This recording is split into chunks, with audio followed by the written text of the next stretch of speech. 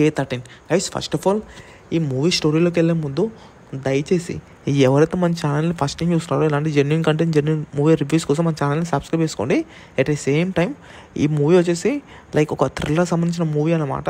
మరి ఈ మూవీ చూసిన తర్వాత నాకేమనిపించింది అంటే మూవీ అనేది నచ్చింది, కానీ అట్ ద సేమ్ టైం మూవీలో కొన్ని ఫ్లాస్ ఉన్నాయి. ఆ ఫ్లాస్ ఏంటంటే ఎండెడ్ పీరియడ్లో చెప్తాను. ఫస్ట్ ఆఫ్ ఆల్ ఈ మూవీ బేసిక్ స్టోరీ వచ్చేసి ఆ మూవీ స్టార్ట్ అవ్వడమే లైక్ ఒక ప్లాట్ అనేది చూపిస్తారు అనమాట. ఆ ప్లాట్ వచ్చేసి K13. ఆ ప్లాట్ లోపల మన హీరో ఉంటారు.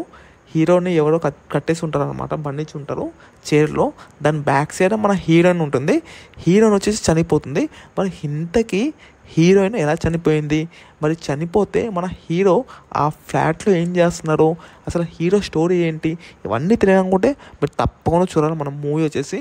గైస్ ఫస్ట్ ఆఫ్ ఆల్ ఈ మూవీలో మన హీరో క్యారెక్టర్ వచ్చేసి తను ఒక అసిస్టెంట్ డైరెక్టర్ అనమాట.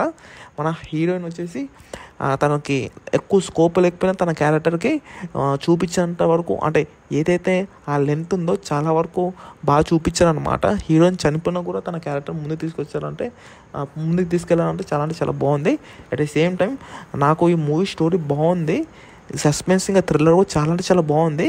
ఇంకా కొంచెం ఏదైతే ఈ స్టోరీ ఉందో ఇంకొంచెం గ్రిప్పింగ్గా రాసుకుంటే బాగుండేదేమో అనిపించింది. అంత మించేం లేదు. ఇంకా ఫైనల్గా ఈ సంబంధించిన మూవీకి మరి నువ్వెంత ఇస్తావు రేటింగ్ అంటే నేను 5కి 2.75 ఇస్తాను. ఇంకా ఎవరైనా వాచ్ చేయాలనుకుంటే తప్పకుండా వాచ్ చేయండి. ఈ 4 లాంగ్వేజ్ స్ట్రీమింగ్ అవుతుంది. ఫైనల్గా ఇది గైస్ ఇంకా ఇవాళ మన మూవీ రివ్యూ వచ్చేసి జై ప్రభాస్.